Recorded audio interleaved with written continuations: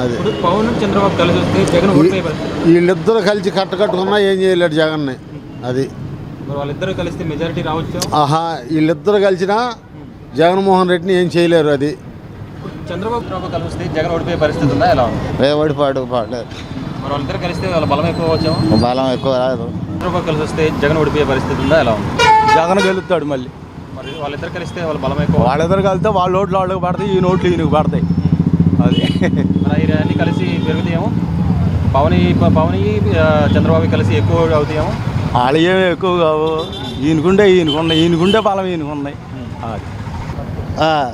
పవన్ ఇప్పుడు చంద్రబాబు కలిసి వస్తే జగన్ ఓడిపోయే పరిస్థితి. వాళ్ళు ఎంతమంది కలిసినా కానీ ఈయన ఏం చేయలేరు. ఈయన ఓట్లు ఈయనకు ఉన్నాయి.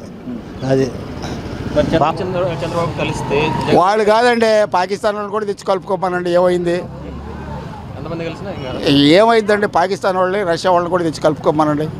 చంద్రబాబు ఇప్పుడు పవన్ టీడీపీతో పొత్తు పెట్టుకుంటే జగన్ ఓడిపోయే పరిస్థితి ఉందా? ఎలా ఉంది? జగనే ఓడిపోయారు. ఇదివరకే చూసాం, కమ్యూనిస్టులు కాంగ్రెస్లు అందరూ ఉమ్మడిగా పొత్తులు పెట్టుకున్నారు. కానీ అప్పుడు కూడా కాంగ్రెసే వచ్చింది.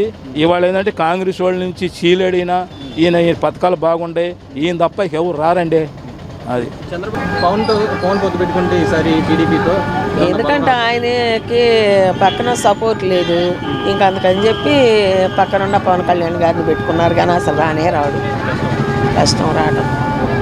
జగన్ పరంగా చూస్తే ఇప్పుడు పవన్ టీడీపీతో పొత్తు పెట్టుకుని వస్తే జగన్ ఓడిపోయే పరిస్థితి ఉందా? ఎలా ఉంది? గతంలో లేరంటండి, గతంలో కలవలేదా? సింగిల్ ఎప్పుడు కూడా జగన్మోహన్ రెడ్డి అంటే సింహం సింగిల్గానే వస్తుంది.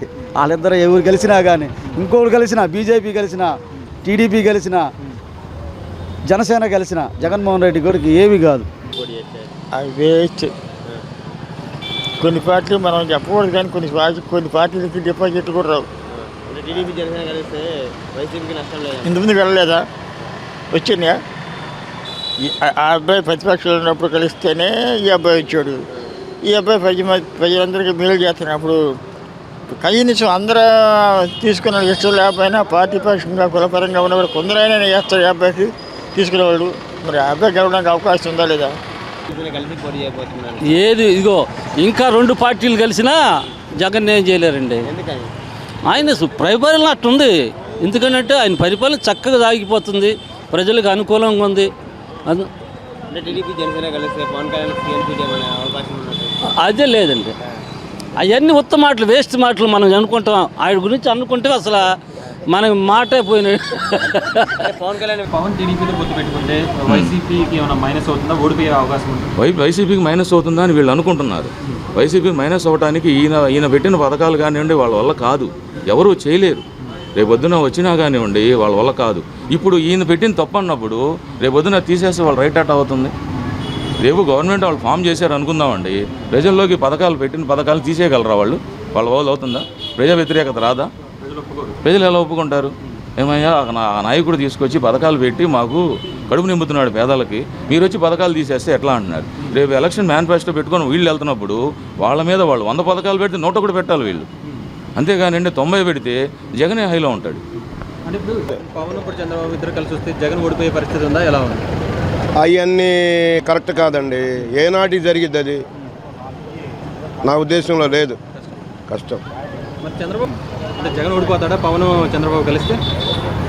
వాళ్ళిద్దరు కలిసినా కూడా ఓడిపోడు. ఎందుకంటే ఒక మాట చెప్తున్న మాట, వాళ్ళ అండర్లో 5 లక్షల మంది ఉంటారు జగన్ అన్నకి. వాళ్ళు ఇంకా ఈ జనం ఉంటారు కదా, వాళ్ళు మొత్తం తప్పనిసరిగా చక్కగా వేస్తారు. తక్కిన వాళ్ళు కూడా వేస్తారు. ఏంటంటే జగన్ అన్న పెట్టిన పథకాలు అమరపరిచాడు. అమరపరిచినప్పుడు ఆయన కింద మనుషులు చాలా మంది ఉంటారు. ఈసారి మడుగు జగన్ అన్న వస్తాడన్న